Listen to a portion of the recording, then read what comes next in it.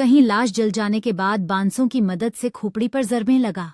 दुनिया का गंदा तरीन दरिया बनारस में गंगा किनारे मानिकारनिका शमशान घाट। हर हिंदू की ख्वाहिश होती है कि मरने के बाद इस लाश को इस घाट पर चिता दी जाए। बहुत से जाँ बलब मरीज अपनी मौत से पहले यहाँ डेरा डाल लेते हैं ताकि मरने के फौरन बाद उनकी चिता को इस मतबरक मकाम पर आग नसीब हो सके। इस मकसद के लिए घाट किनारे बाकायदा कमरे भी दस्तयाब हैं जहां मरीज और उसके साथ आए रिश्तेदार क़याम करते हैं। बनारस के मुख्तलिफ घाटों पर रोज़ाना तकरीबन 100 चिताओं को आग लगाई जाती है जहां हर वक्त जले गोश्त की चरांद फैली रहती है।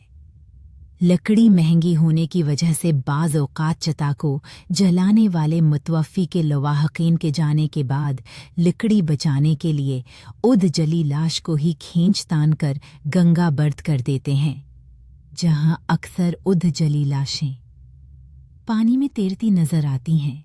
बाज़ औक़ात किनारे से लग जाने वाली लाशों को कत्ते भंभोरते हैं।